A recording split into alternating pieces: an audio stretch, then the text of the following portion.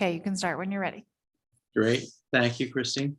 Let's go ahead and start the Board of Finance meeting for November 17th at 7:01 on my clock.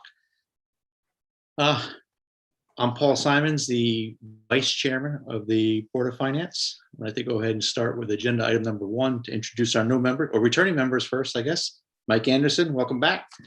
Dan Smith, Sarah Nelson, welcome back, but in a new capacity. Thank you. Joining us is new full member Gary Anino and Carl Johnson. Welcome, gentlemen. And our two alternates, Amy Friend and Winona. Is it Burdine or Burdine, Winona? Burdine. Burdine. Thank you very much. Hopefully I didn't miss anything on my list. Oh, and myself. That's why I was missing one person. Welcome all. This is the first meeting of the new board. So, we'll see how we get out of the gate. We got a pretty full agenda, but we're going to go ahead and start with public comments first, if there are any. The only public in the audience is First Selectman Bob Carlson, and then your two online are Selectman Brett Mastriani and Selectwoman Nicole Porter. Any of which have any comments for us tonight to start us off? No hands are up. Great, thank you. Next item is the election of our officers. So for those new to the board, what we'll do is we have 2 years together before the next election. We elect a chairman, a vice chairman, and a secretary. So we'll try to elect those roles tonight. I guess we'll go ahead and start. And I'm going to ask for any nominations to the vice chair and the secretary thereafter.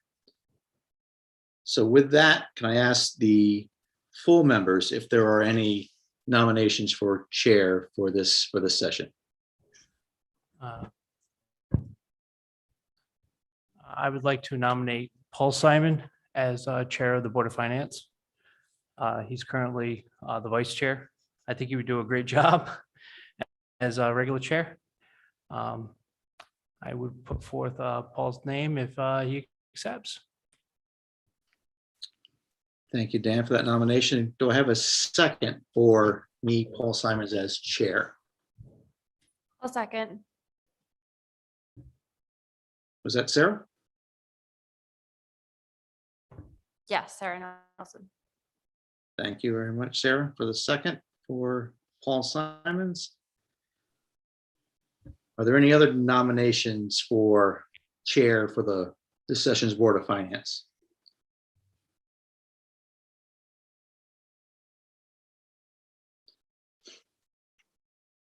Hearing none, I'd go ahead and ask for a vote on this nomination, if I could, please.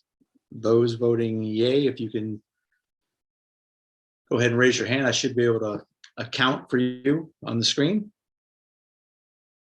I see Mike, I see Dan, I see Carl. Gary has his hand up off screen. Gary off screen, and Sarah. And I will throw my own vote for myself in there to make it 6-4. That would be 0 against and 0 abstentions. Thank you for that. I'll go ahead and take that on for this session. I appreciate that vote of confidence, and most of us have worked together quite a long time now, so we should be able to keep the same synergies going here.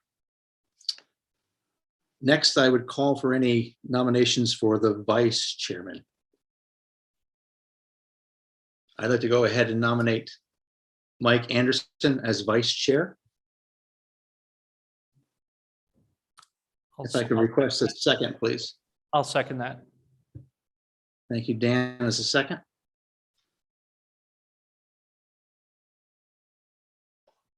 Any other nominations for vice chair for this session's Board of Finance?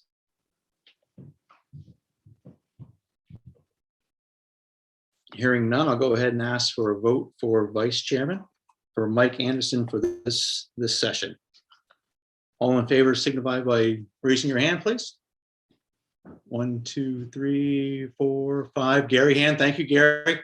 And myself. at 6:00. Thank you all for that. Mike Anderson's been with us a long time. He's going to do a fantastic job. We've got a good teamwork together, so we'll keep that going for this session for the town. Thank you, Mike. The next office we'll be trying to fill is that of secretary. Secretary is the one that's, manages our minutes and helps us keep compliant for the town. Do I have any nominations for the secretary for this session?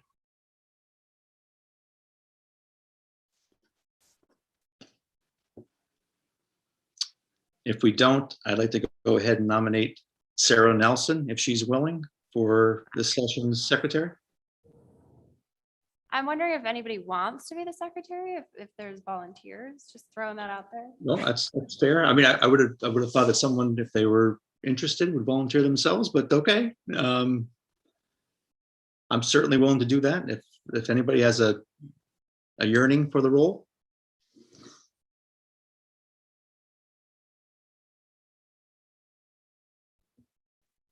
Does it have to be a sitting member? I've asked that question, Mike, and that's a fair one. I mean, my understanding is yes, it does. I don't know if Christine, if you have other information to the contrary, but that is my understanding. I don't think it has to be. I think it can be an alternate. I know on Hewitt Farm Committee, it's been an alternate that's been secretary.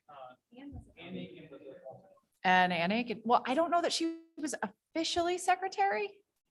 Okay. Then Ann Aiken was. She was an alternate then.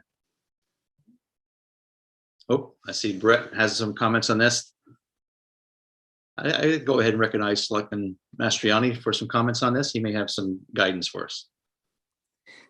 I just know that for minority representation and all those other things that go along with the differences between the full member board and the alternate board, that they are considered in the eyes of the state like almost two separate boards, even though the alternate sits in when vacant.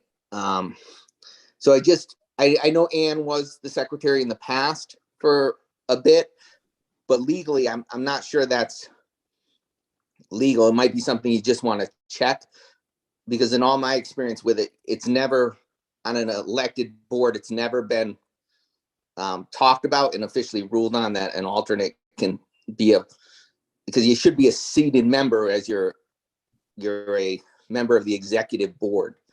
That was just my take on it. So nothing that's we're sure of in writing that this is yay or nay. Right. I just know that when the state ruled on the difference between a full member and the alternates, they look at the alternates almost as a separate board, technically. That's the only guidance I can give you, other than it's considering an executive member of the board when you're a secretary or any official. Thanks. Yeah, no, thanks for that, Brett. I appreciate that.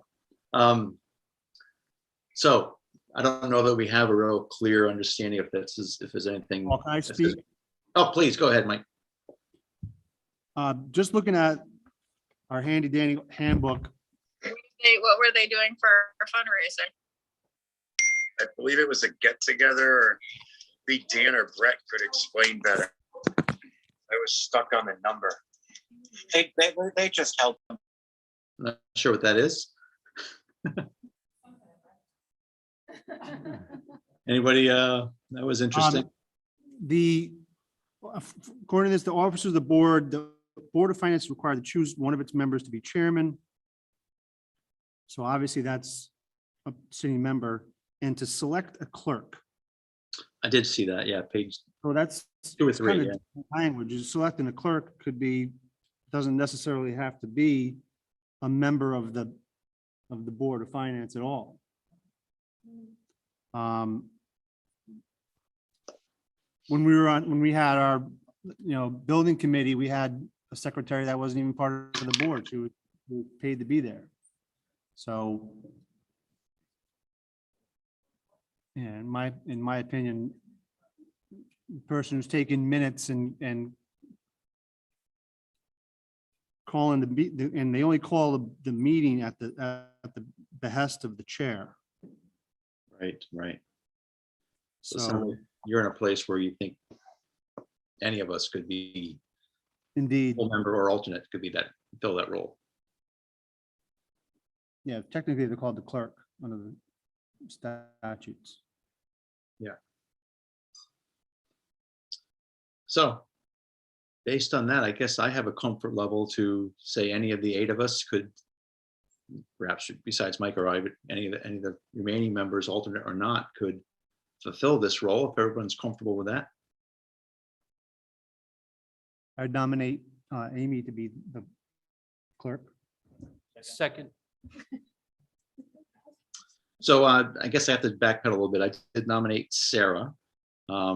I'm happy to withdraw that nomination if we all feel that Amy has a desire to fulfill the role.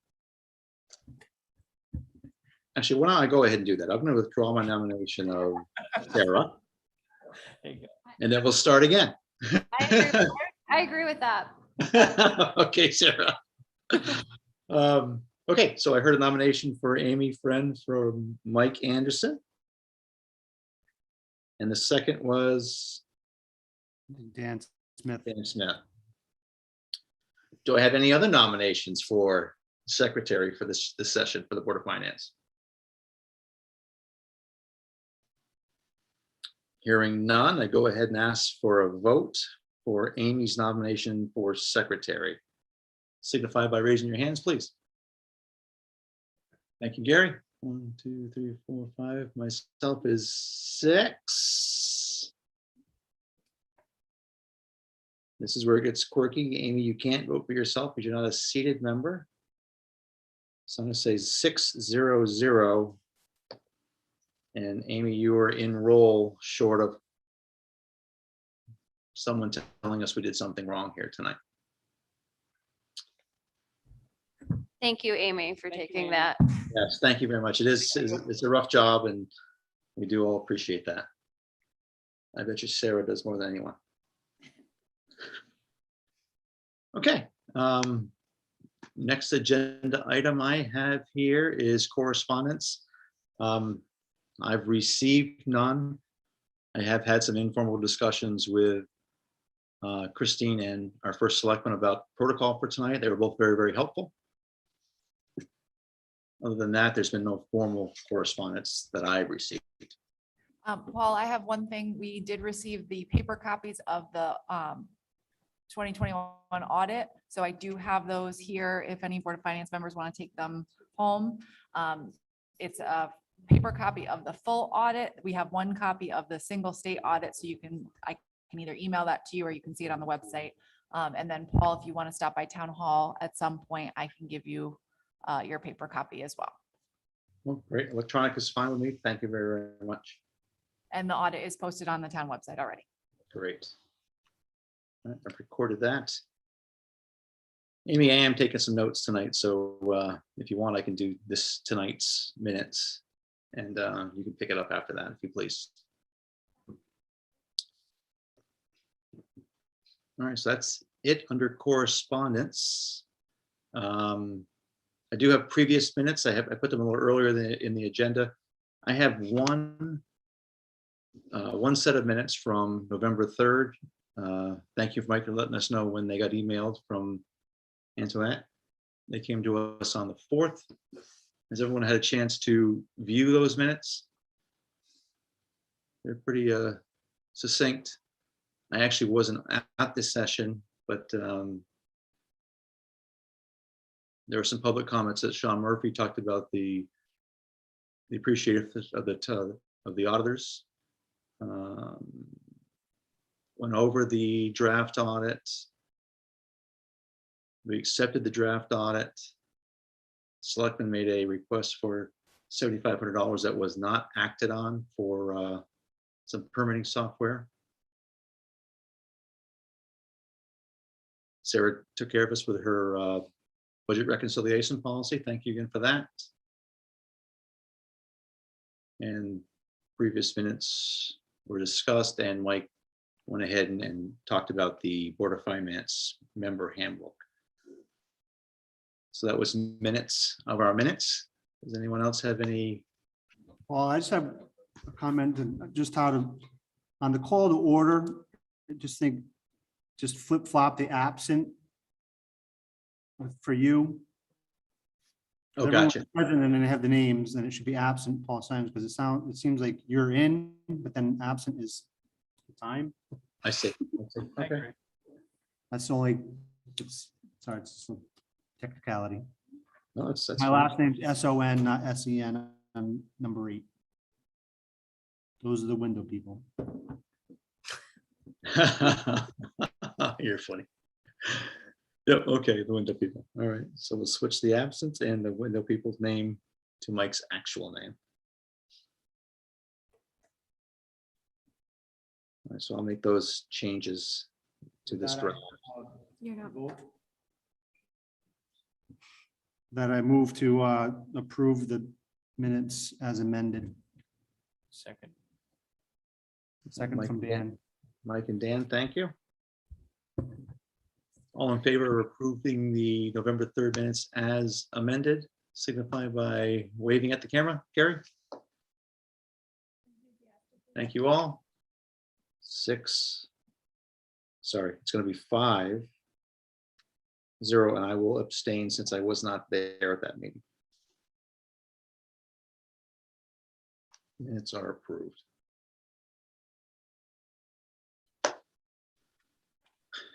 Okay, thank you for that. Next, 501 vote. sorry, Gary should abstain.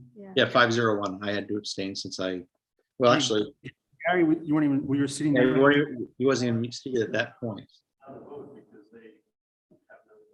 Carl was there. for that. Carl was, I was here. So you Carl could was. do a 402, 402. Yep, thank you for that, Mike. 402. 402, and so abstaining would be Paul and Gary. Thank you for that.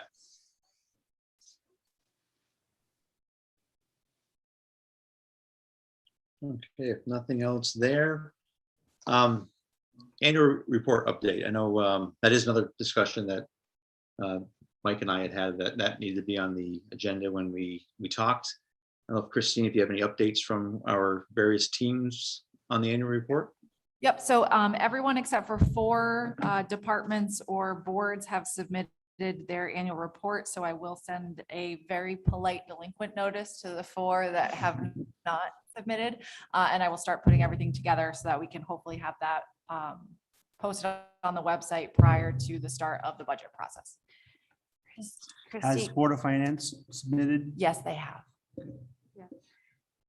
Christy, just for the sake of the new folks, do you want to explain what the annual report Yes. is? So the Board of Finance is responsible for an annual report that gets published on the town's website to report on all the, not just financials, but financials and operations of the town. We get reports from all of the departments within Town Hall, Public Works. The school department does a very lengthy annual report, which is very thorough. We also get from the Volunteer Fire Company, the Ambulance Association, and all of the boards and commissions. So like I said, everyone except for 4 groups have submitted, so I'll be on them. And they are all on the website, town website. It's, for us, it's under Board of Finance, and then there's annual reports, and you can find them going back to 2005. Are these the same departments that are continuously delinquent every year? Only one of them. Only one of them? Yes. Is there a reason? Or are they just completely in the dark and they have not gotten back? I don't know. I haven't heard anything from them, so Ah, I'll have an update at the next meeting. Big department, little departments, or Not is it telling you. mixed? say- Let's play 20 questions. Hotter or colder? That's right, that's right. Christine, can you tell us if there's a date that we really have to comply with, or is it just before budget season starts? Okay, thank you. There's been times where there's not, where it's like a whole year late, so no. So there's no date that we have to have it done by. I don't think that there's a statutory date that it has to be completed, but our goal is by December 31st. Goals are Well, good. I just, So go ahead, Mike. I like the way that Joe Gross used to say it. If they don't tell us what they did with the money, they don't get money. I like that. So maybe that should be in the letter. I can put that. Yeah, so, Need a motion. No, Christine, how do you As a- communicate that? I, for one, would like to see that. it'll be in there. It's been in there before. It was in the first letter, but we'll put it again. Now I'll be Okay. singling them out. So Yeah, that works. No, I like that. You gotta say what you did with it before you can ask for any more. Okay. So no real date, but we're targeting 31st of December. Christine will send out a reminder. It's more strongly worded.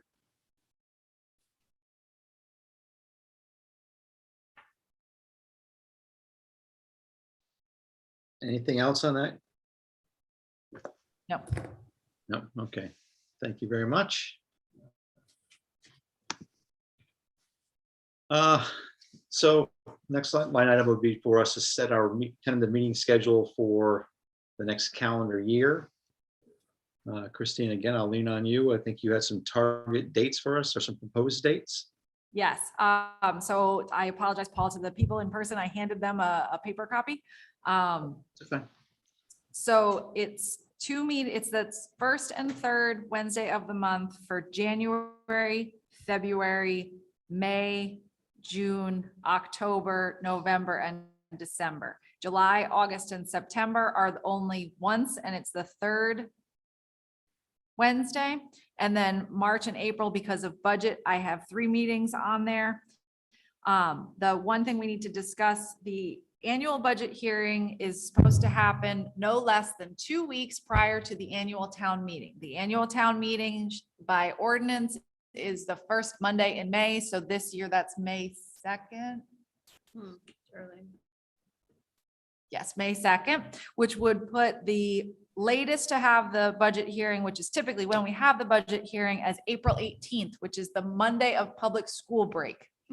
So I didn't know if it would be more reasonable to have it on April 11th in case people are traveling, so that more people are able to attend that meeting. Gotcha. So certainly sounds like a reasonable plan to me because folks do travel, especially this year. Everybody's be aching to get out of town, I imagine. I don't see any reason why we couldn't do that unless the board has any other thoughts on it. It's aggressive. That leaves I mean, us it is for sure. 6 or 7 dates where we're actually gonna have the budget in our hand and actually be able to work on it. And I've been here going on my 3rd year, and we need every single date. I got a feeling we're gonna need as much time as we can this year. I don't know how the rest of the board feels about that, but I can add, so right now you have March 9th, 16th, 23rd. I can add the 30th as another meeting date, so you have one more day prior in March, in March. I do think we need that because we're gonna need it. we were 4 weeks a month. All the way from. March, So, April, May.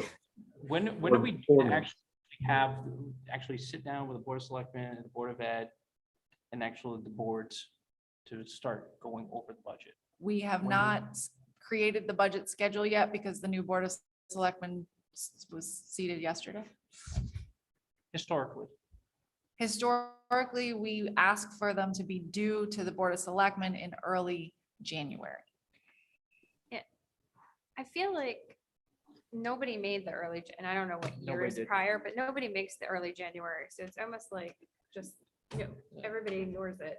the Board of Ed, they certainly didn't. No. Board of Ed has a different deadline because they're not submitting to the Board of Selectmen. So this is all departments Oh. and boards to get it into us so that the Board of Selectmen can then pare down before they present to all of you. We put out a budget we did the budget. You did that, Christine, right? I'm trying to. So, yeah, January draft budgets request for general government due to the Board of Selectmen. February presentations to the Board of Selectmen and Board of Finance by requested groups.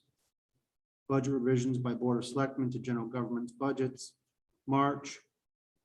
Board of Selectmen present to us, Board of Education presents to us. So March. So I would agree that, March and April, probably should just schedule in 4 meetings each, every week. Yep. Otherwise, we're just gonna be calling special meetings. Yeah. So we did do, it was 4 meetings in March last year, yeah? So it doesn't seem like it's too different. No, we did 3 in March and 3 in April I think one We of did, them okay. last time. was a special meeting though. Could be. Yeah. And then I did not put one on your schedule for Wednesday, April 20th. But that was because the hearing was going to be on the 18th in the original. So do you want to have a meeting 2 days after the budget hearing, or would you rather have that on the 20th, which would be during public school break? What's the week of school break? What are the days? It is the 18th, 19th, 20th, 21st, and 22nd. I forgot numbers first. So it feels safe to me to have it 2 days after the hearing. I mean, the comments from the taxpayer are fresh in our mind, and we are trying to get out in front of people leaving town. Do you want to have a meeting scheduled for the 20th and you can cancel it, or do you want to just have it, or you want to add it as a special meeting if you need it? I think add it as a special meeting. Yeah, it feels right, Mike. But we're gonna still have We can always I would have, say 4 and April 3. 3, and then we can always call a special one if we need to have it. You're still doing a hearing on the 18th? Yeah, I don't. think Hearing on the we thought of 11th. that out. Karen's gonna be on the 11th. 11th, okay, because I thought you guys were talking the 18th. It And was everybody would be originally the- it was leaving originally the Friday, 18th. Saturday for Monday. So the 11th would be the hearing? Yes. Yeah. And do you want to keep your meetings at 7 PM? Yes, okay. So Paul, once you guys vote to approve this, I will email it to you tomorrow so that you can sign it. right, okay. You need to sign What's the it. March date? So the March dates are the 9th, the 16th, the 23rd, and the 30th.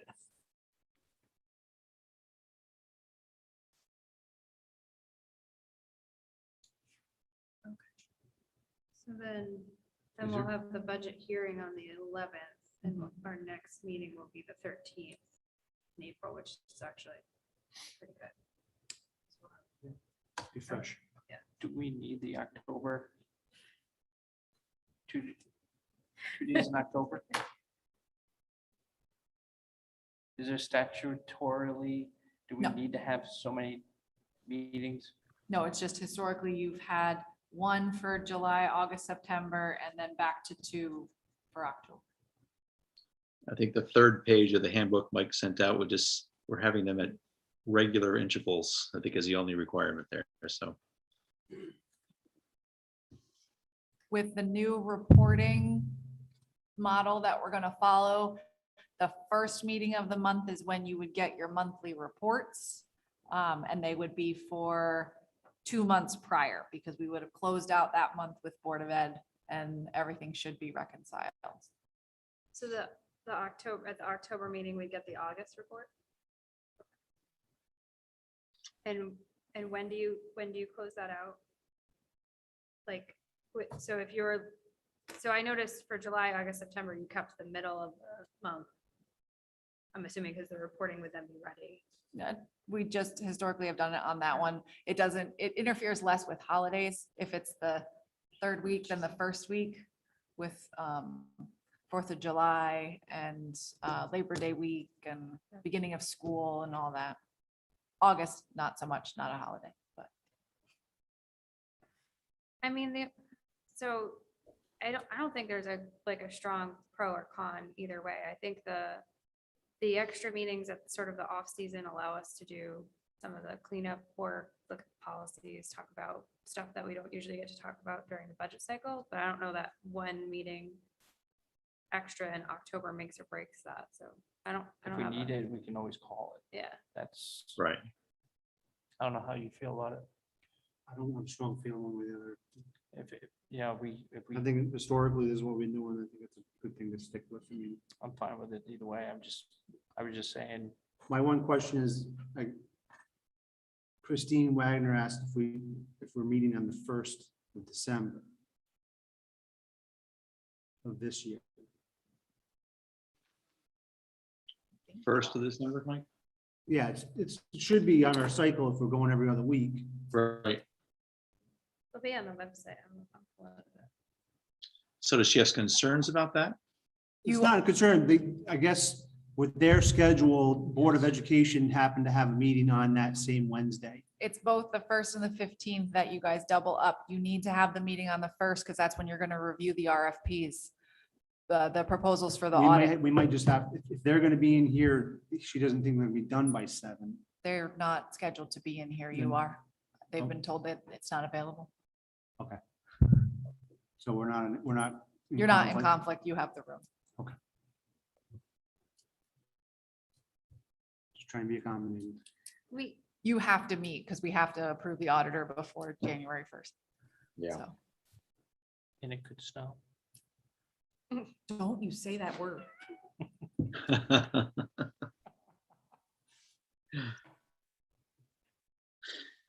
Okay, so I think, You can push it later if you want, but they can meet across the street. They have a couple of their buildings. I'll make a motion to approve the meeting schedule as we've outlined here tonight. I'll second that. With the And Chris- addition of the third. It's just the addition of the 30th in March. you Correct. just say there was one addition there, okay. And Christine, then you're- a change on the budget hearing date to the 11th. Was that even on here? I have it written under, it's Okay. under the location. Amy, you will sign this blank one? we have a first and a second. Christine promises to email those to us, so we all have written them down correctly. Can I ask for a vote? Yay for those that are approving our schedule. 1, 2, 3, 4, Gary, 5, myself, 6. Our schedule for 2022 passes 6-0-0. Thank you for taking care of all that for us, Christine. You're We welcome. just have to stick to the schedule and then make sure we get everything lined up for us come budget season. Okay, so item number 8, future strategies. I know that Mike sent out the handbook. I'm not sure, Mike, if you want to talk anything about that or just want to acknowledge that it's out in everybody's hands. Yeah, if you didn't get it, because your email wasn't set up yet or whatever, just email me now that you have an email and I'll send you a PDF. If you want a hard copy, which I suggest you probably do, it's not something that's easy to read online. Can be, So who wants a paper copy, I will bring them to the next meeting. I'll take another one. I recommend you get, Amy. yeah. No, thank you. Digital is fine. Gary. Okay, 1, 2, 3, 4, 5. I'm making 5 paper copies because you have one and you have one. Yes. Okay. I got it. Kill some trees. Yeah. And I have to say, I think we do a pretty good job following the handbook. So, Paul, I have a question for Christine. I'm assuming, did the policy get signed by Dan? Yes, I think I have it posted on the website. Oh, you did. I didn't even look. Okay. Thank you. I bet Well, it's- one other thing, and maybe something that everyone should have, if they don't, is the plan of conservation and development in 2014. I mean, it's just, to follow the continuity from the past chair, I mean, this is kind of, something that we all should be looking to guide us, in my opinion, humble opinion, on how we help this town move forward. This was developed in concert with a number of citizens. I wish there was more, but there was quite a few at the time. And it's just a good resource to help us figure out what we need to do and how to do it. And It's right, Mike. That is our guiding document, and that is out there on the easily accessible on the town website. Correct, Christine? Yes, it's on the land use page. Okay. And is, And is that- the is that other up for- policy is on the website. So, is that coming up for an update anytime soon? 2023. 2023, okay. So it was actually created is it 10 years, 2013? Is that when it was done? Correct. Okay. So that's a lengthy document as well, right? it is. So that document is out there on the site digitally. It is something that we have tried to use as our North Star, right? Something to drive for. I have a comment for a future strategy. Please. When we move off this topic, I just want to make sure. Now, all right. So last year we created a cover sort of Outline. outline. Thank you. I want to say slide because everything in my world is PowerPoint slides, but cover outline for people to submit the budget. It didn't get filled out consistently, but those who did fill it out, I found it very helpful. So just for the new folks, by February, the budgets should start coming into us, and we'll be getting these giant spreadsheets with line by line itemizations of their budget. And the cover sheet basically asks them for what their total budget is this year, what their total budget was last year, what were their major, why the difference. They either, had a big underspend because of COVID or an overspend, what their risks were. It sort of gave a brief summary for the Board of Finance members to look at it. I'd like, if people are up for it, I'd like to dust it off and maybe send it out again, get some feedback on it and see if we want to do that. We can give it to Christine before the budget cycle. Everyone's. I think it's a useful tool. If it was, you're right, if it was filled out religiously, I think it's a helpful way to see where funds are needed. Yeah, we didn't really hold people. We sort of got it out late because we decided on it a little bit late. So we didn't hold people's feet to the fire, but I think get it out earlier and they show up and they don't have it done. We can be like, okay, tell me what your total, like we can fill it in the moment. And I think it helped. Christine, I don't know, like format wise, if the Word document worked okay, or if there's a better format, I can always change it, but. I think the Word document's fine. We might make it a writable PDF to just make it easier to fill in. I think it's going to depend what it looks like. Okay. The other thing that we have to think about, and this is for both the Board of Finance and the Board of Selectmen, we will not have OpenGov to create the budget in, and Infinite Visions will not be set up yet to create the budget in. So we need to figure out what I'm using to put the budget together. So whether that's just going to be an Excel spreadsheet at this point, and what level of detail, because the itemization that Sarah is referring to, that came from OpenGov. And that would not, if we were using Excel spreadsheets, we could have individual sheets for departments. But when it's all together, it would just be line items, not breakdowns of line items. So. Paul? Yeah, that's troubling. I mean, so is there an avenue? I know this has gone to town, it's been voted down. is there another path to go after this, some sort of software package again? Well, Infinite Visions was approved. It's just not gonna I mean, be set up. Implemented, not set up. implemented, yeah. I mean, is there, and there's no way to do anything with our OpenGov that's ended. Yeah, OpenGov ends in February, so Yeah. we can't use it Yeah. through the budget season.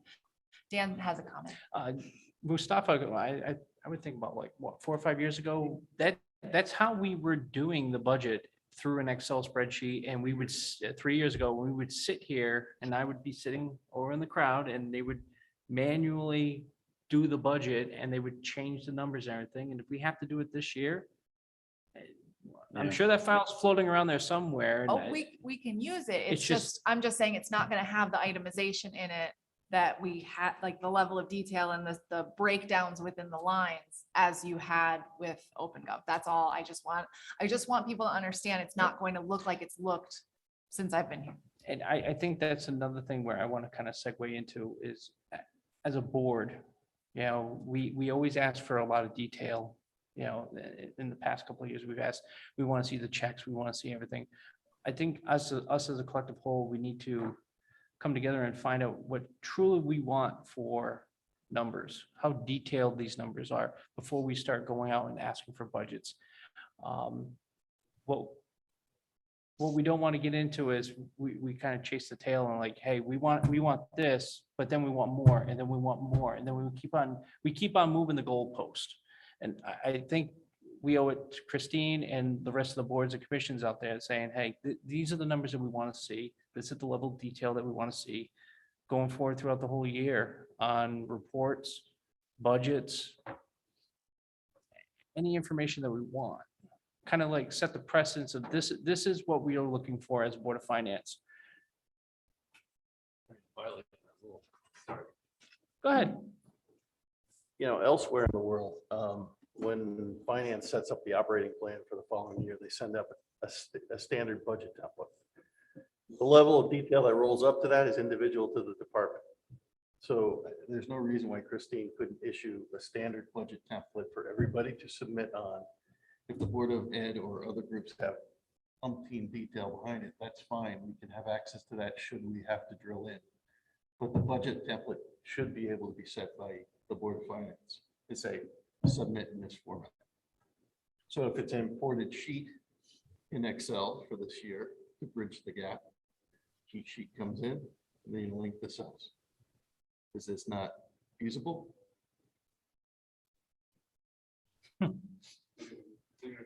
I've seen the wheels turning. Just smoke. I think that's a level of Excel I do not do. Okay. As far as linking cells and things, No, you just pull the data from the individual sheet. like I but you can make a hand master type them, spreadsheet. but I don't know that I can. A link lot of the- hand typing. Got it. So it just opens up all that room for human error. So where I was going with your definition of the level of detail, that's fine. Hide that in the background in case we have to drill into it because we have questions. But to roll up into 8, 10, 12 major categories, so each group submits the same standard sheet. But we need to set that standard. Right. We need to set that standard and kind of clue them in saying, hey, this is kind of what we're going to be looking for. And with this new software, if we're changing the chart of accounts from what it looks like right now, we need to know that going into the budget. I have my first call with the software on December 1st, 2nd. So I'll start getting ideas then, but I don't know whether it's going to be the Board of Finance that creates the chart of accounts, the Board of Selectmen, administration. I don't know, treasurer.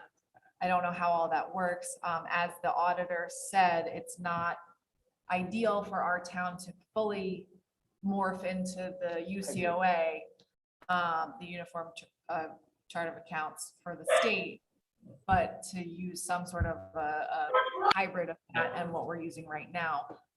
My plan with Infinite Visions, they've had so many towns and Board of Eds upgrade to them over the last couple of years. I'm going to see what other towns have done, especially towns of our size. But that's something that we need to know upfront, because if we're changing the line items, we can either have people submit their budgets in the existing line items and then we can change them, or we have to tell them what their new line items are so that they know how to create their Populate. budgets. With it. Okay. I don't necessarily want a solution here because I have questions, but I think it just will take us down a rabbit hole.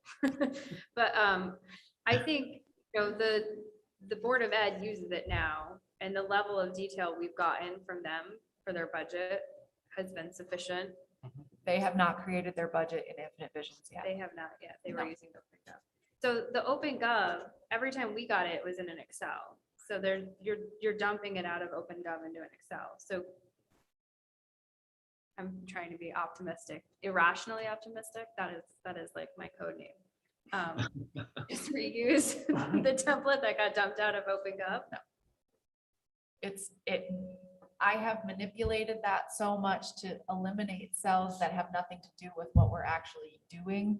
And it's the level of, so I'm just gonna use recreation as my example, because the rec director puts in every single program as a separate subcategory within his one line item. So, he may have 30 subcategories, some of them ranging from $50 to $17,000. And it's dependent on its winter basketball, its art programs, and they're individually labeled. So it's not so much a template, that's what he's typed in those cells. So for me to try to use that, if we're having completely different line items, different names of all the subcategories, it's not. You need to create a template once, you need to create a template once you know what the new chart of accounts is. You can't use the old. That's part of the problem. Okay, I'm following you.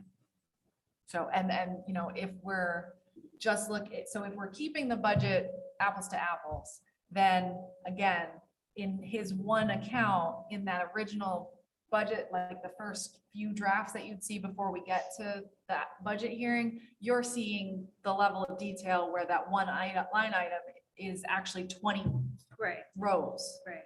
And so if I'm giving you the budget from individuals, you're gonna see whatever they've put together as their one department. But when I put it all together, it's going to be that one line item is one line. There'll be a separate document of the many rows, but Yeah. I think this year it's gotta be quick and dirty just to get it done. As long as we have, to Gary's point, the backup information if we want to drill down. Because in the end, we're going to be commenting on line items, right? So if we need that level of granularity because a line item is too high or too low, then as long as it's available when the time comes. yeah, like my mental plan for this is, again, if it's apples to apples, you'll have a workbook that has one sheet that's the actual line items, and then you'll have separate worksheets within the workbook of each department. But they may, unless we're,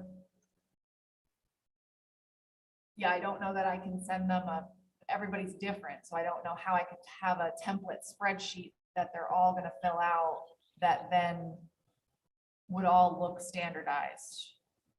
Yeah, I mean, I'm less concerned about standardized and more concerned about the information. Okay. So understanding that this is a transformational year, I think next year will be different. No, next year will be very different. I'm very excited to use new software to make the budget.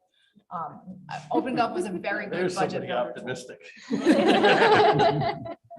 OpenGov was a very good budget builder. It was a great budget tool.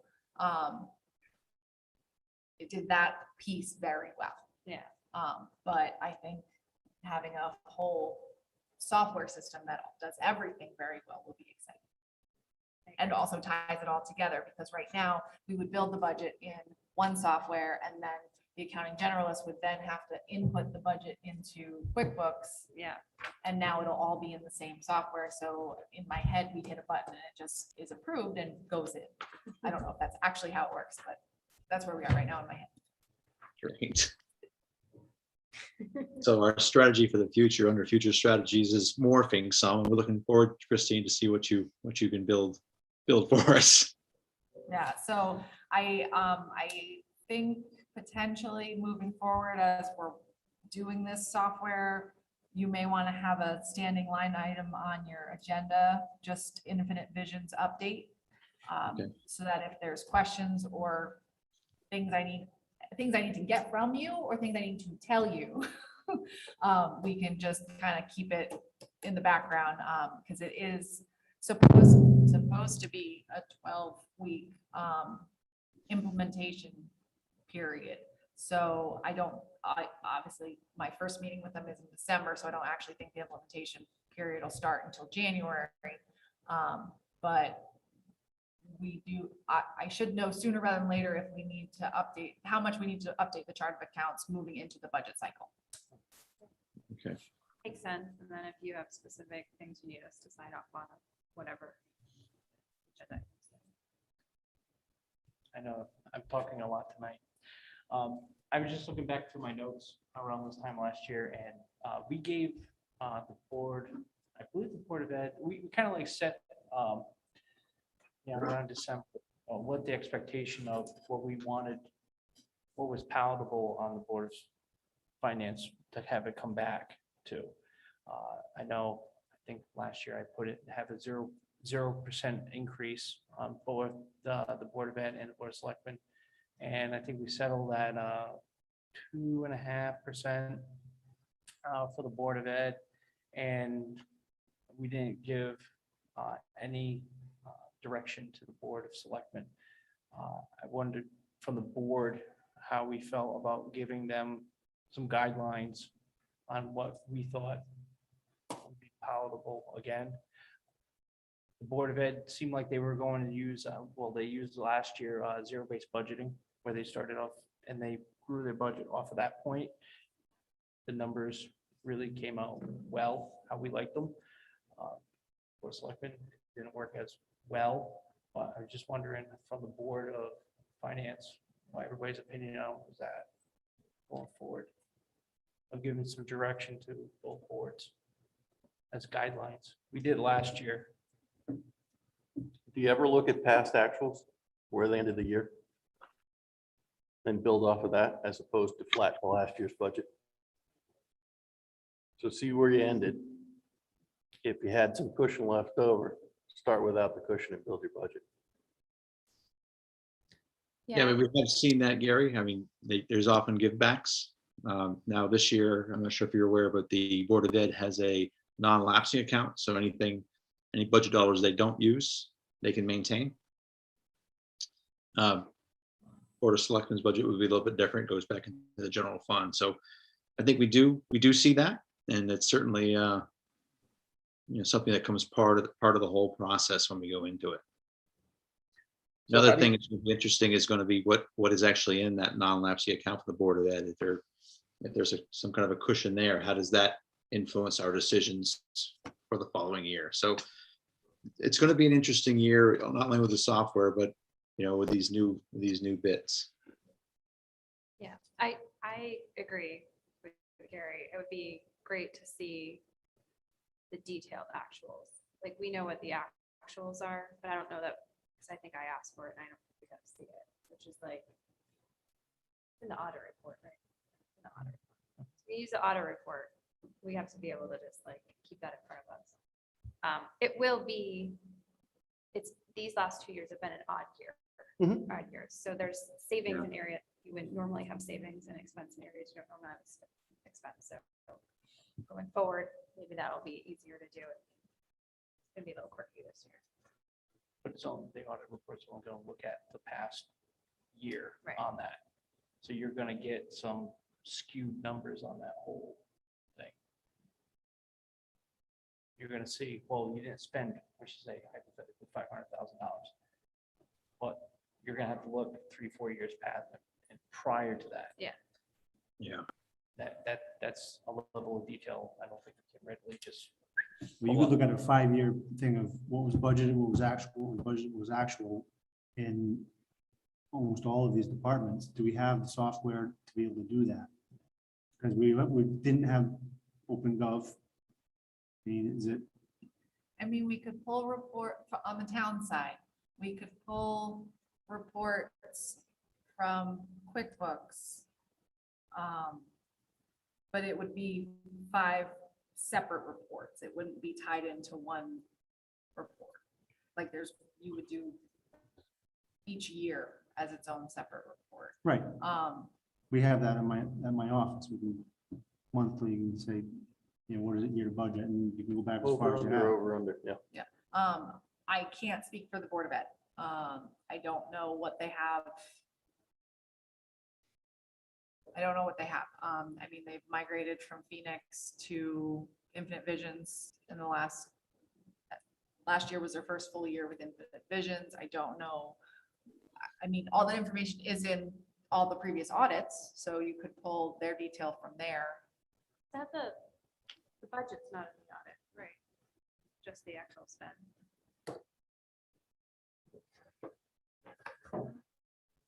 So we as a board, new guy here, I'll ask the question, we should have the previous budget. The only thing in question is the groups providing their past actual. Well, yeah, the actuals are in the audit report. That is the final actual for town. The audit has the full budget and actual for the fiscal year. And all of the audits, not all of the audits, but more than the last 5 audits are on the website. So flat to past as a starting point is not necessarily, in my opinion, the best datum to start with, because if they're under for whatever, they have favorability on commodities, or they have favorability on materials, or got a fire truck cheaper than they anticipated. You know, that doesn't mean that they should base their budget on that with the favorability. Back the favorability out and build your budget. And if there are things that are driving conversely, you know, like right now, materials, labor, et cetera, is brutal, then make the case. You're saying go beyond flat. So don't just do flat minus the favorability. Right. Because you know, if we just say flat the budget based on last year and they have $500,000 of favorability, that's not a true justification of the need. I'm using rough numbers. I don't know the details. So on you're saying pay your bills what you have to pay and Yep. then build off that. Right. That's my version of zero-based budgeting is you pay your bills, pay everything, your debts, what you have to pay, and then you build on top of that. Yeah, the difference between actual and budget is different because Yeah. in the real world, we're all under budget. Otherwise, Yeah. we go out of business. Yes. Gotta be in the Right. black. I guess that's where I was going to, Gary, is it's what we actually gave a department, or Board of Selectmen, for example, and what actually came back to our general fund. So that would be our actual, that, you know, one less the other would be the actuals, right? So I'm with you. I think we're all on board with that. But we need to supply the town departments what they need to operate. With some modest increases where necessary. I think we'll see that in the school because there is a lot of, you know, there's a lot of salaries there. So we, you know, teachers have to be paid and there's contractual obligations. So we'll have some savings this year with busing or whatever it might be. You know, there's going to be some increases across the board. So I think we're all on the same page to try to keep as much money in the taxpayer's pocket as we actually can while still, you know, giving the departments what they need, not necessarily what they want, but what they need to operate for the town. But to get back to your original question, Dan, I think you're right. We should give this some guidance when the time comes, based on whatever grand list growth we might have. What can we afford to, you know, to give departments for next year's budget? So I think you're spot on with that. But what I'm saying is we're gonna have to give that sooner than later. Sooner rather than later. No, you're right. You're right. I'm not sure that we're prepared to give a number tonight because I'm not sure if we have any of those stuff that we need, but yes, you're absolutely right. He can't see you. Sorry? Bob Carlson has a comment from the audience. Yeah, we will stop for the first selectman. Bob Carlson, please step up to the mic. You have to turn it on, though. I didn't turn This is always the first test.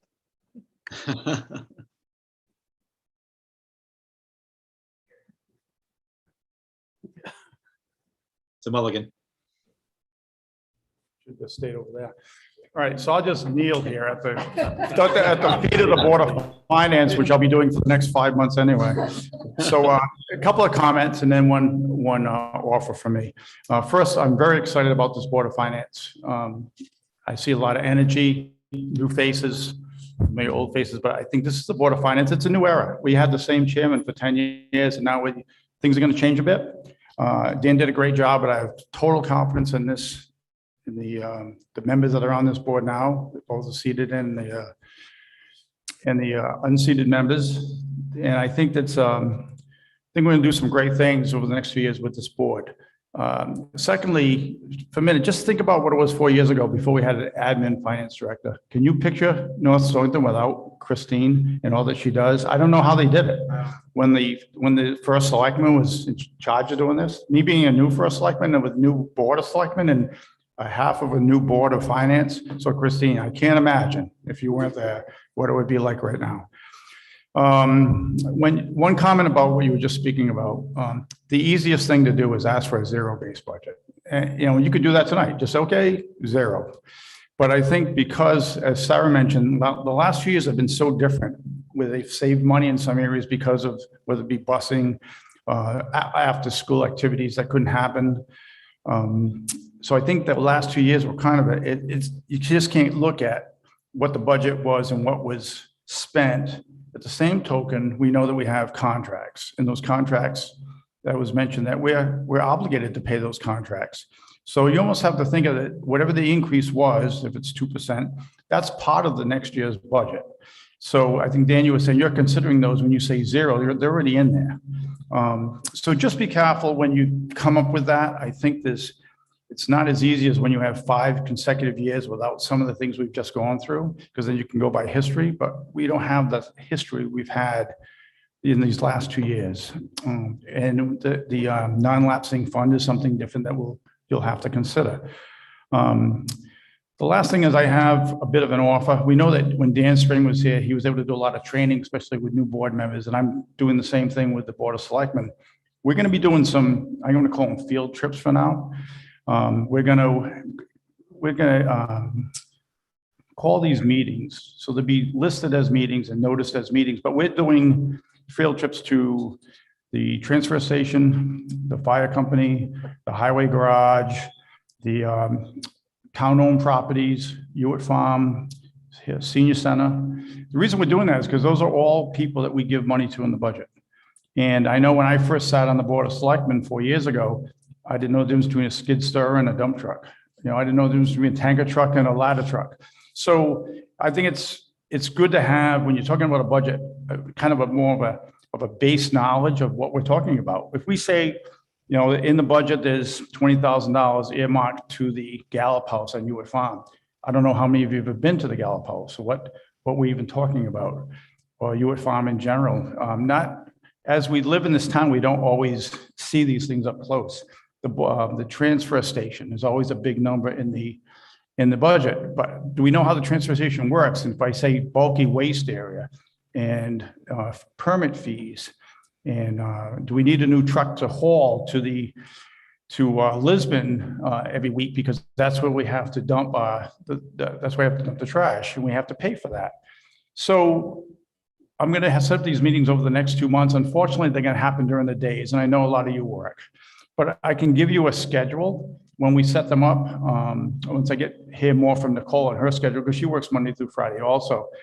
Once I get a schedule set up, we're going to call it a select meeting. If 4 or more of you want to go, I'll just make it a joint meeting.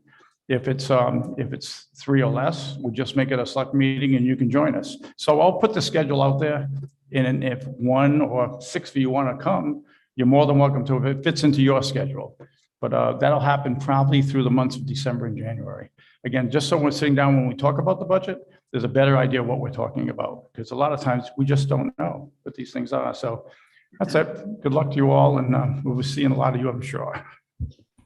I think it's like a cool way to like sneak some team builders in there, maybe some trust falls, and just saying like, maybe all of us get to know each other a little bit. You do not. Bob's taking us to the transfer station. Oh, thank you, Bob. That'll be a good insight to a lot of these other areas. Thank you for that. Anything else? Mike Anderson has a hand. Oh, so you, Mike. Thank you. He looks like a microphone. Get a skinny arm.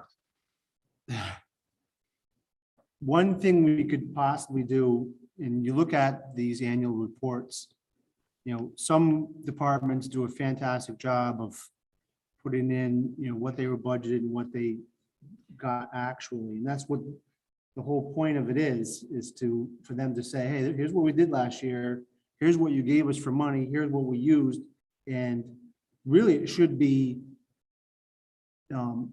here's why we didn't use X amount of dollars and why we think we should still have it in our budget. So, I mean, year after year after year, we could get that information from all these different departments. They have, like planning and zoning was one that just has, I mean, the land use commission has just awesome information about, where all the money was spent. And, we could, for this 1 year, say, we know we can't use the last year and the year before necessarily to tell us why you have a budget. We'd like you to go back, over the last 8 years and tell us, what your increases were, why those increases came about, and how you got to your present budget right now, and have that in the annual report. And then I know it's a lot of work, but like we said, if you want the money, you got to tell us why you need the money. And then that doesn't just give us the information. That gives, Bob and Brett and Nicole are gonna be the ones that are gonna be talking to these departments, and they're there to pitch themselves to these guys. And They've already submitted their reports except for 4 people. I understand that, but you could put a little out saying we need some.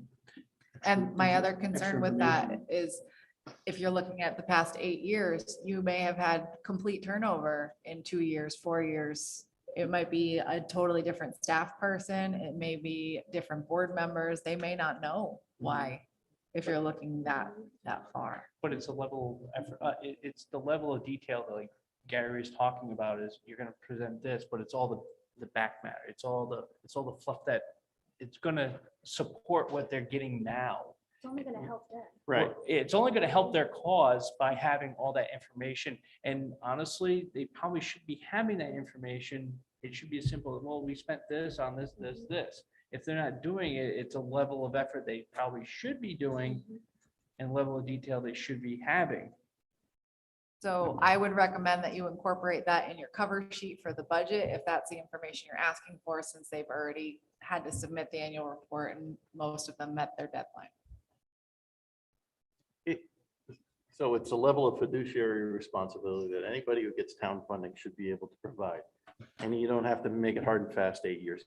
Show us what you did, what you have. If you had a heavy turnover and you don't have records, fine, but just tell us that. And it shouldn't, going back to past actual, it shouldn't be, we don't want to drive bad behaviors where people are spending just because they got leftover. And if they don't spend it, they won't get it next year. That's not what we're after. I don't think. We just need to know, this is what you got. How much did you need? And what does this year look like? I think that's a much more reasonable way to do things than just saying we want a zero budget or we want a zero minus fluff, because it might not be fluff. Yeah. It's, we're going to expect for them to really look at things and tell us why they need this money. So I think that's the key going into it. And I think Bob would say the same thing. You guys are gonna have to tell me why you need this money. And Right. And my only other thing is what disappointed me in the last couple of years, and last year particularly, is Mike and the selectmen set up a committee specifically to research and make a plan for capital improvements. And they spent a lot of time. And you guys know as volunteers that you don't want your time to be wasted. And in the end, none of the capital improvement that I can recall items were followed. And it's basically, that's the first thing to go. And I understand that we want to keep the taxes down for people. And, we had the COVID years, the pandemic year where we gave them a break, and we gave them a break last year too, but we still have a $200,000 hole to make up. But I personally think we have to be very cognizant, because it's part of this plan of conservation and development, for planning smartly about what we need in the future. And we're gonna have to start thinking about the capital improvements that we want to make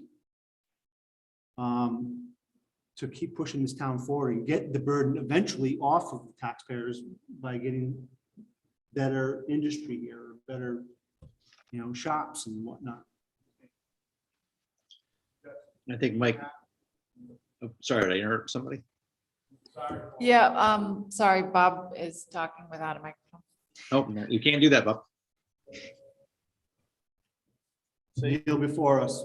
It's not so funny when you're on that side. of the mic. So a suggestion, can we have on the capital improvement group, which we've already met once, we're meeting again in another couple of weeks. Can we have a liaison from the Board of Finance, particularly the vice chair, to attend those meetings, since he seems to be passionate about it? I think that would be a good idea. I think the next meeting's around 5 o'clock, which I know he can make. So I think the vice chair of the Board of Finance would be great to listen in to see how much work goes into it, and see what's a need and what's a want, what's a nice to have and what's a need to have. And I The think, vice chair was already advocating for Yeah. following your advice. And I don't. yeah, but I think it's good for the vice chairman to hear Mike's already advocating for the capital. He did yeah, but I last think year. that it would be good to So, behoove him to hear. If someone from the Board of Finance would like to attend the next meeting, it is on Monday, December 6th at 5 PM. Got it. Okay, I feel like the vice chair might have a conflict because it's the first Monday of the month, and I think that's something. No. Thank you for trying. That's the last Monday. Yeah. So It let me ask- doesn't have, Hey, it Bob, doesn't have to be Mike. I was just suggesting Mike, because it was, you seem to be passionate about it, and I think that's good. It's similar to having, when we have the Board of Ed does contract talks, we have someone from the Board of Finance in those. I think the last 2 years was you, Paul, wasn't it?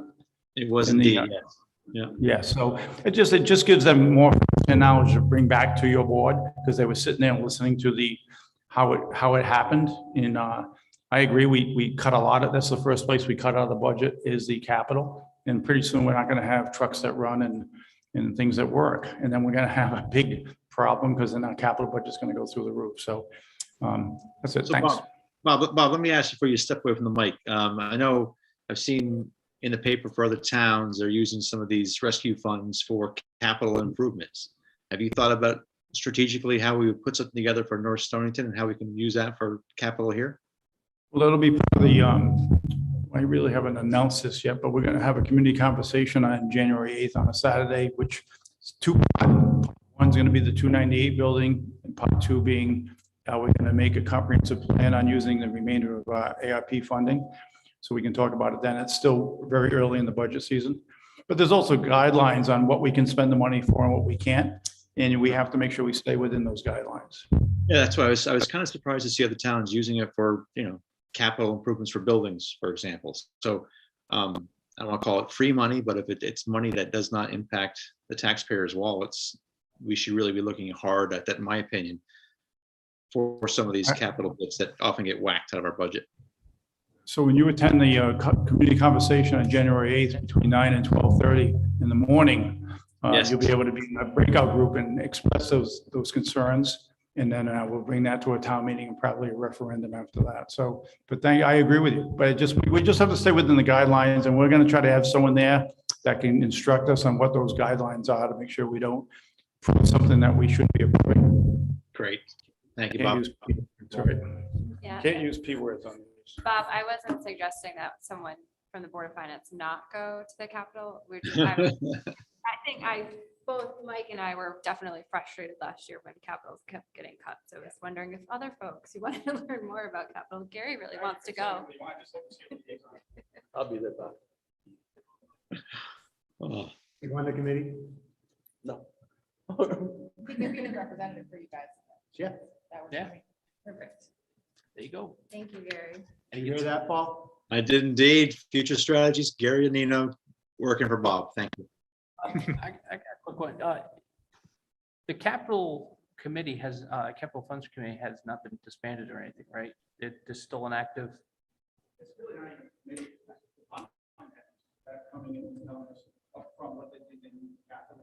It's a work group. It's a work group. It's a work group. Is it a work group of like 6 people or is it It's, like a committee of 32? How big? Planner, me, head of public works, fire company, ambulance, first selectman, and a board of ed representative. So, and now Gary and Nino. So 8, a Gary and Nino. Can we, I just want to circle back because we talked about it, but we didn't come to a decision. I think we have to discuss maybe at our next meeting, if we could have an agenda item, how we would consider our guidance, because I do think the guidance helped. I mean, the Yeah. guidance that was given to the Board of Ed last year was, I didn't necessarily love the way we came up with it, which was just the rate of inflation or something, but I would like it to be a little bit more like, we all should know something that they don't know, so therefore we provide guidance. But I do think we should, because I don't know that we would have gotten as good of a budget had we not provided the guidance. I think if we just said, go in at 0, they could have come back at whatever they thought they needed and said, well, you didn't really give me guidance, so this is what I need. But they did really try, and they did a really good job staying within the bounds of the guidance. I think they did an excellent job. I really do. I think we gave them, we want this number and they came within it and we kind of bounced around and we finally came through it. Unfortunately, general government always takes the brunt because the contractual obligations for the Board of Ed. It is what it is. And we have, as a board, have to make sure, and Dan Spring said, we have to make sure what we send forward is palatable to the voter, that they're going to be able to support. We don't normally have the timeline that we can go out there and have this thing go to referendum 3 times. We try to hit it the first time and get it through with the best budget going forward. You know, is it going to be palatable this year? We just don't know. But like going forward, like we get appropriations, that's another thing. We get, appropriations throughout the year. We cut the truck. After seeing the appropriation for the truck and actually seeing the pictures for the truck, we should never have cut the truck. That's the one thing I keep on my mind. It's like, we cut the truck, didn't need it, but then we actually saw how bad the truck was. Right. It should be scrapped. Everybody on this board would probably say, yep, they need a new truck. But if we saw the pictures, that's the level of detail that we're going to be probably looking for. I would assume, hey, if you need a big ticket item, come prepared, say, this is the reason why I need it because of this. Unsafe. Look, the thing as it's leaving rust marks in the parking lot every time we stop it. No. Okay. Well, I'll add that, Sarah, to our next agenda item for be prepared to start framing some guidance for our boards. Right. Do you have something else, Mike? Just the fact that, I'd like, if we have, what's the actual amount that we're in the hole? 200 and.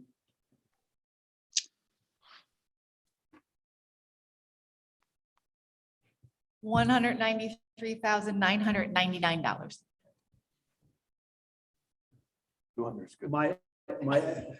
My expectation personally, just laying it right out there right now, is we got to fill that gap. So we're starting the year already with an increase. $500,000, right? Or thereabouts, just to maintain flat budgets.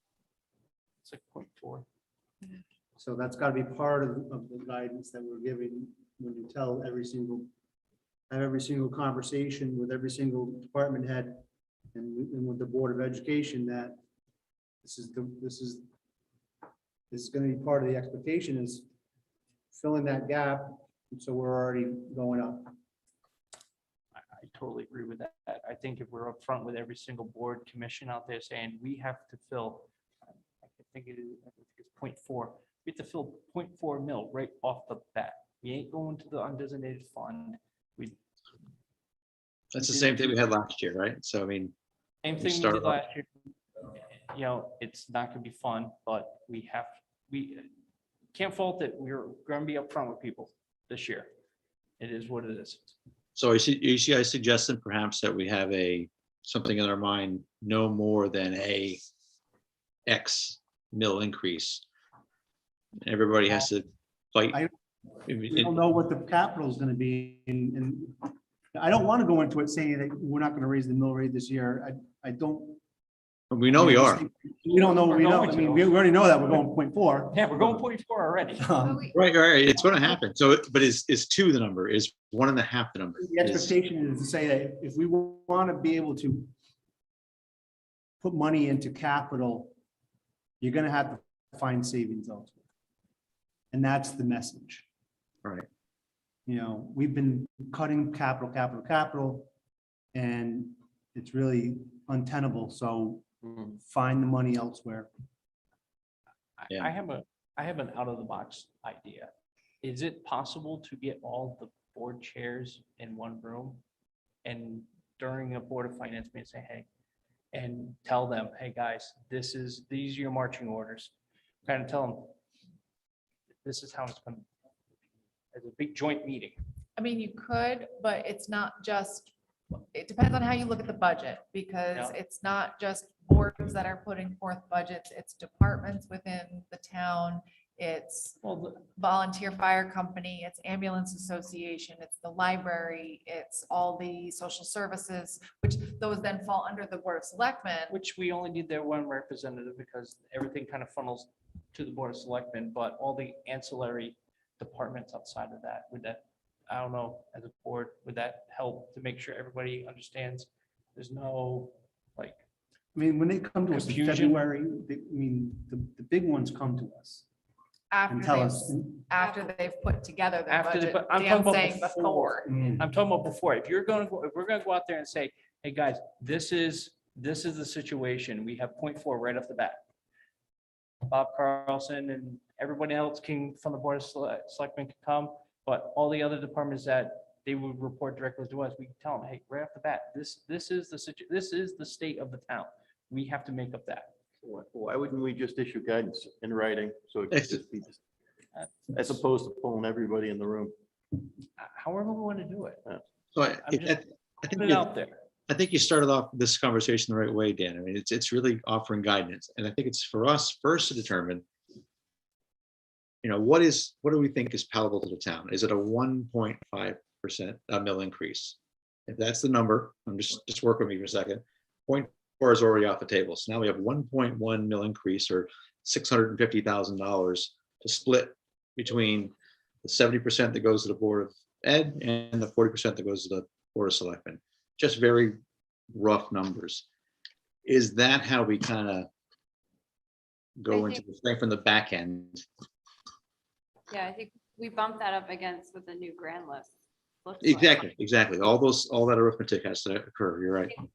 Yeah, we just do some back of the napkin math. as they Right, say, right. Yeah. And then see where our range is that we're comfortable with, and then go. That's gonna be the debate, because that's where Right. the nuance comes in. Like, everybody's comfortable with different ranges. You're right. Exactly. Just on that point, for the new members, at some point, Daryl comes in and talks to us and gives us what the projected grand list is going to be, and then we have to work everything off of that. Okay, so he comes in and presents to us. That's early on. It's like December, January. I think it's typically the first or second meeting in January. I'm gonna double check the old agendas. Okay, so that's a big one, obviously, that says, here's the money that we have, guys, and Right.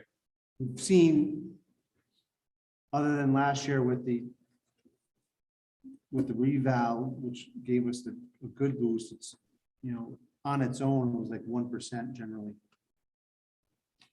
Can we get it sooner, Christine? Like, it has to be. No, because it's as of October. For all the calculations, so he has to have the time to, they're still gathering all the personal property information and everything. So it's just a timing thing. When's the soonest? Because Usually the meeting that we have them come to is the soonest to get the most accurate number. but what's the date-ish? If we want the It's grant. gonna be January 19th. Yeah, because I hear just here you're going, there's no guidance without that number, right? Yeah. No accurate guidance. Yeah, it was supposed to be January 20th last year. Remember, that was when Daryl was having all the issues with his computer, so we had to do it the next week. So yes, it's typically that second meeting in January. So we're already going to be behind like. And April. everybody in theory should have already submitted their budgets at that point. At least the selectmen. So is there any way of putting that guidance out without putting a number on it? So that you don't automatically offend somebody or somebody comes back and says, you told us this at the beginning. Whereas if you put down a 1.2 mil rate increase, try not to go above it. Is there any way of wording that for your heads of departments to tell them that we have to replace money we already took out, but we need to also cut all the budgets. But if you, as soon as you put a number on it, this town holds on to that number like they're candy. So I think that number is, the guidance is the number, right? So I don't know if we can do one without the other than saying that to the boards, that there's going to be terrific downward pressure on your budgets again this year. But I'd really love to know something from Daryl and what this board feels is palatable to the town before we issue guidance to the Board of Selectmen and the Board of Finance, the Board of Education. So what would the numbers look like, Christine, if we asked Daryl to give us something? I mean, I'm going to say this next one. Does he have anything, a trend line that he can share with us, that what the grand list might look like? Honestly, I don't know. I would need to talk to him to see what still needs to be put into the system. I mean, anything at this point, because we know it's, we're trying to get this done as fast as we can, but his input is going to be important for us to try to develop any kind of guidance for the boards. So yeah, if you don't mind taking that on and letting us know what he says, I'll get you on the agenda for the next meeting, just to talk through that, along with starting to put a framework together, what kind of guidance, when we might issue guidance to the Board of Finance, Board of Education, and Board of Selectmen. I think maybe the guidance is, obviously, we're gonna announce to them that we're starting with a 0.4 mil hole that's going to be filled. Right. We don't know what our revenues are and can't guarantee that they've stayed the same or gone up. Right. So that 0.4 mil rate is there. As far as we know, all things staying the same. And you can expect to be asked about your past budgets and actuals for maybe the last 5 years, so be prepared to explain, why your actuals came out different than your budgets, because we're going to be looking at these things to find savings to either not have that 0.4 or to use that in other things that we feel that the selectmen feels that's proper, like capital improvements and what have you. So you're just telling them, just saying that there's a 0.4 already, and you're telling them that there's gonna be downward pressure on their budgets again. You don't have to say it. You just tell them that. Exactly. I mean, it's going to be a tough year. Yeah, but I mean, don't we say that every year? We really do. And isn't it true? But I mean, at some point, people stop hearing it, and that's why budgets get padded, because when it actually comes down to it, someone shows up in the room and they're saying, well, you told me to cut so we could have capital, but then you cut the truck anyway. Like, there's gotta be some trust there, like true, like, and I haven't been on enough Board of Finance. Certainly, I haven't done it for enough years to believe that there could be any trust based on what we saw last year, because in the end, it was just like, find something and cut it, because That's why we have to Can't do work with the work group Yeah. and trust their advice versus necessarily department head says, I need a big truck. And these guys say, no, we got 2 more years on that. And they don't get it. If they're saying it's needed, because you guys have actually done the work on it, then we have to trust that, that we're getting proper information and go with it, and then let the taxpayers decide on it. That's what it's going to be. Because everybody at this table is a taxpayer, right? So we got to put that other hat on as well. And we're just 8 of the 3,000 voters. How is it going to be accepted? And we got to be prepared for those consequences. Yeah. And I hear what you're saying. I mean, of course, every year we're saying, but it's the truth. We got a hole right now. And it's not every year that we start out. We've had increases because of the building project that we anticipated, 5 years ago. We told the taxpayers, you're gonna have an increase of 1 mil this year. And we originally said 1, 1, and 1. We spread it out because we could, because our short-term cost didn't cost us as much as they did. And in the end, the project didn't cost as much as we planned for. But this year, that's done. We don't have any more increases based upon the building project. That's right. There's no new long-term debt projected at this time. Right. So this year, we do have the 0.4, and that's if we paid that back, we have no guaranteed increases after that. So, I mean,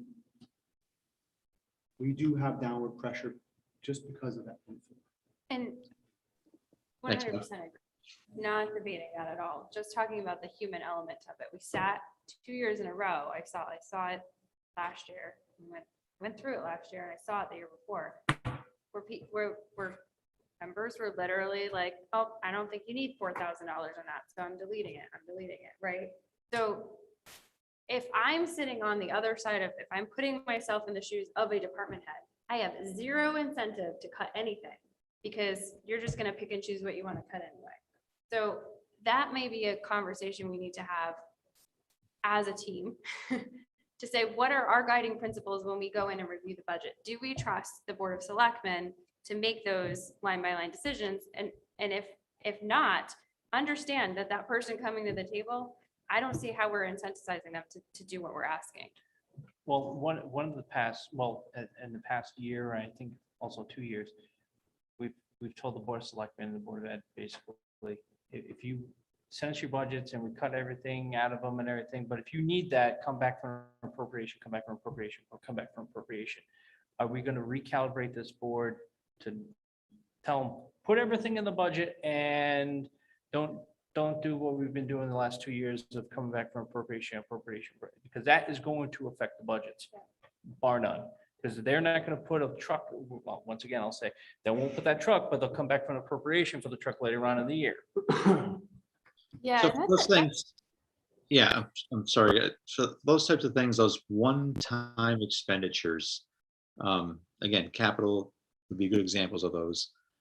I don't have a huge problem if there are a couple of appropriations for those one-time expenditures. So we'll have to look at those individually. It's not a generic statement for all capital or for all one-time expenditures, but that doesn't scare me necessarily. I'm not sure how everybody else feels, but I know that's what we've been talking about for the past couple of seasons, that it's not been, we come back, if you need an appropriation, it's appropriate if it's keeps the baseline budget flat and doesn't hit the taxpayer in their wallet. And we have a pretty healthy, undesignated fund. So again, we can talk about how we want to change that thought process, but that doesn't frighten me But Paul, a lot of the general taxpayers are coming back saying that we're circumventing the budget process because we're not putting those things into it, and then it's being voted on at a town meeting that could have as few as 5 people there. I say 5 because 3 selectmen and 2 registrars will definitely be at the meeting, but beyond that, you don't necessarily know you're gonna have And everyone that's where I'm trying to else. make this board and the board of selectmen, everybody as transparent as possible to make sure that when we submit to the town a budget and we say, hey, your taxes are gonna go up 2 mils, but we're not gonna go down in the summertime when everybody's on vacation and we're just gonna like, oh, well, we gotta go get this, we gotta go get this, we gotta go get this. And we just go do, and there's only 10 people on the crowd. Yeah, can I just recap for our new board members in case they're not familiar with the process real quick? So the town is an unchartered town, which means we do business by way of a town meeting. So anything over by Connecticut state statutes, anything over $20,000 that gets requested actually has to go to a town vote.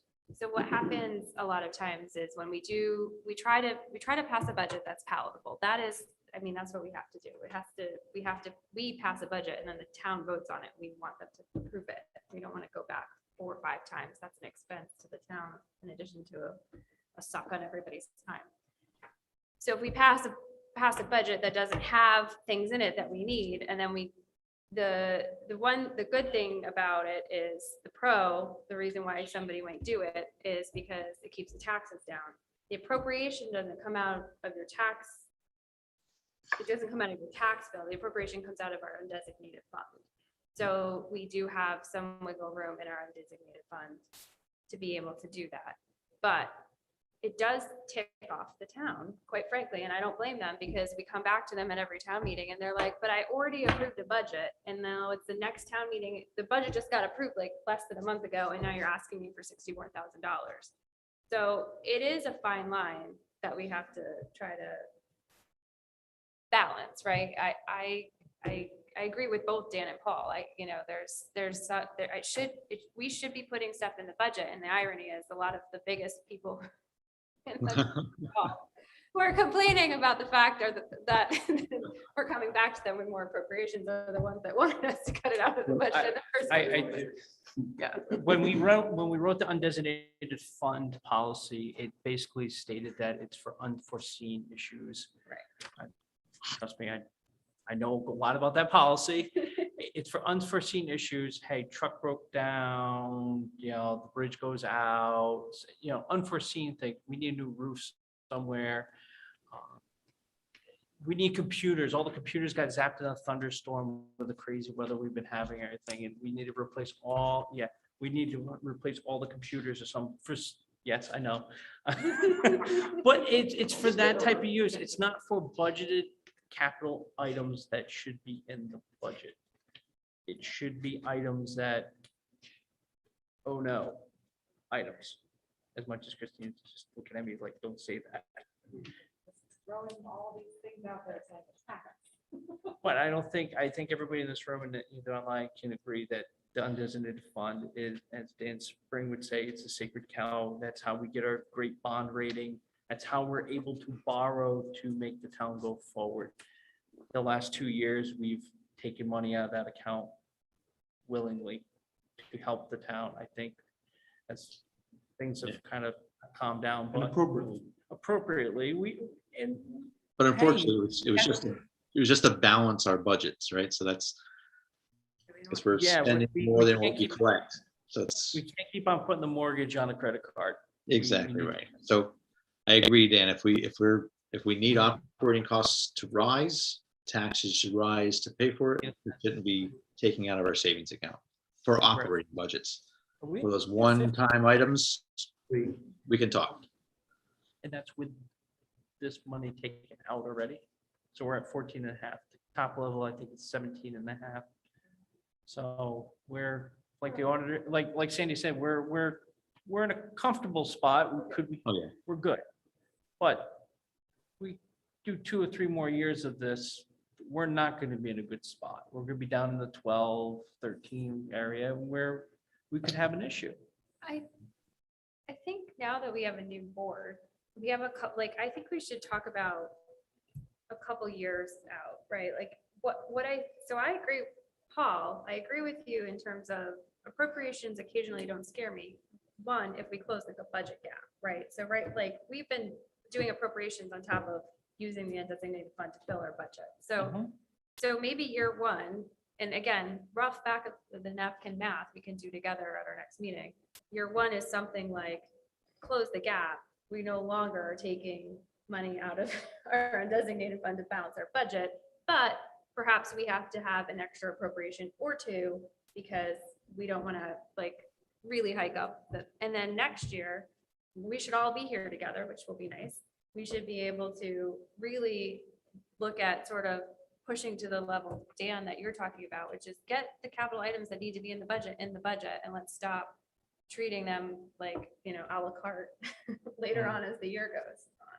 So I think it would be good to just lay it out. And given that we have the opportunity to have the board together for a couple of years at least, we have that kind of continuity. I think with also the ARP funds, if they fit the right spot, I think that money will also help a little bit on certain things. If it fits the item that, all right, you know, I don't know, if it fits a capital need and we can use the funds for that, it will take the pressure off the next year or two off the undesignated fund. So we do have a little bit of a leeway. It's not a great leeway. It might not be the ideal way of getting to that, but it's an option. Bob, when were you gonna present the ARPA strategy? When were you thinking? January 8th. That's the community conversation to get the ideas, but it's not, the plan won't be solidified yet. Then the board of selectmen will discuss the plan, bring the plan to you, then the plan will be. Is there an estimated date when you have in mind that you're shooting for to bring that plan to us, possibly?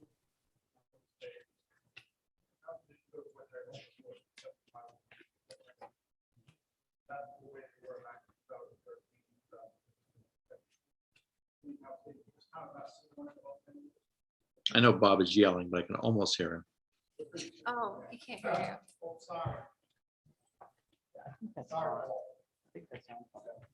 Yeah. Can you hear me? Oh, no. Yeah. Of course. You just turned it off. So what I was saying is the community conversation is January 8th. Hope to have 75 to 100 people at it. We haven't had a true conversation since probably 2013 or 2015. The last one was on the schools. Prior to that was the POCD. It can be pretty exciting. We get about 75 people, then go into breakout sessions, then come back for a formalized talking about ideas that came up in the different breakout sessions. Then we would go to the Board of Finance and then to a town meeting and probably at least on the 298 building referendum. So but we could have ARP funding numbers probably by the end of January. So Bob, foundationally, everything funded out of this is not something that when the ARP funding ends, the town has to pick up. For instance, daytime coverage for. Well, there is some things that have already been approved. Because that kind of stuff needs to be highlighted so it gets front loaded in the outer year budgets. Right, well, we'll do a report for you that'll show you the funds we spent so far and how many fall into that category for 3 years and they're done, like the per diem. I think there's a couple, isn't it, Christine? The other one's not as big. Right now, it's the per diem, it's the notification software, All 3-year terms. and then the new software that was discussed but wasn't approved yet because it has to go to land use. So part of the vetting process, if we could add it in, should be, can this go away when the funding ends? Mhm. Yes or no, by the groups that asked for it. So I Because think if that, it's a no, we're just setting ourselves up for another bad I think day. future ARP funding will probably be mostly one-shot deal funding. I think what we've already done is that, and the thing is, so the per diem and the software, basically we're getting a 3-year trial. And at the end of 3 years, we can say we don't need the second per diem or we don't need the emergency software. But we kind of get it for 3 years for free. And then neither of them are, well, the per diem is kind of a big number, I guess, 50,000. The other one's not as anywhere near that. But I think it's, it made sense at the time to get those in place. just a quick comment on the appropriations. I know that I think I can speak for the other two board members because we've discussed it already. We're not big on town meetings or appropriations. We have too many town meetings, they lose importance. I mean, the one we're gonna have now on Monday, hopefully we'll get 15 people there and they're gonna decide on how we spend $53,000, which isn't right. And then we'll get complaints on how it happened. But the only reason we're having that one is to tie up a loose end from the last administration. Going forward, we'd like to have no more than maybe 3 or 4 town meetings a year, probably 3, which is one, we always have one for the board, for the budget. We always have one in October, and typically there's probably gonna be one for the 298 building, so there's 3. I don't wanna have appropriation or ARP funding town meetings, once a month, because again, they lose importance. As far as appropriations in general, I think that to do a true budget and know going forward that you're gonna pull things out knowing they're gonna come back in 2 or 3 months later, I think is not fair to the taxpayer. I think they should know what their budget is. Unless, again, like you said, Dan, an emergency, some people call the undesignated fund the rainy day fund, which is exactly what it should be. I would rather see you take money out of the undesignated fund when you're forming the budget, because we need something in capital that we can't afford unless you pull money out then come back 3 months later. If that truck that we're gonna vote on Monday, if that passion we showed to the Board of Finance and the Board of Selectmen back when we did the budget, I mean, that thing didn't get in that condition in 4 months.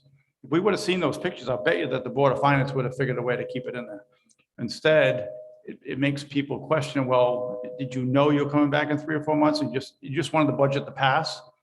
That's not, I don't think that's a fair way to do business. So I don't think we as a Board of Selectmen are pro appropriations, and we know we've already talked about this. We're gonna try to keep town meetings down to a minimum.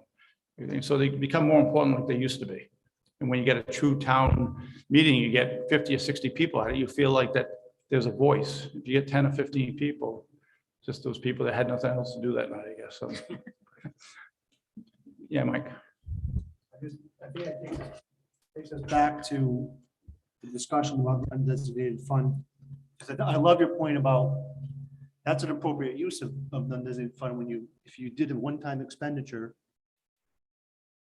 from the undesignated fund, it means it's not a budget item for the next year, right? And just for the new members, we have a policy that we came up with last year where we do not want to go below 8%.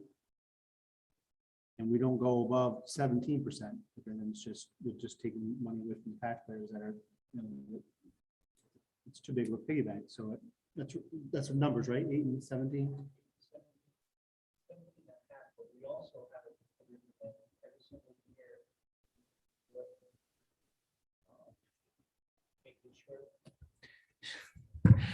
Making sure that the percentages work for the time, for what we're going forward for that year.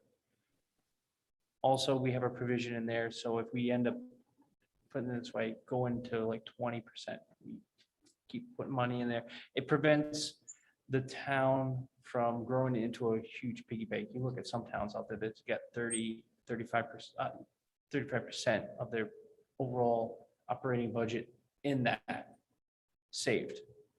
And it's already taxed money. It's already been taxed. It's sitting in an account.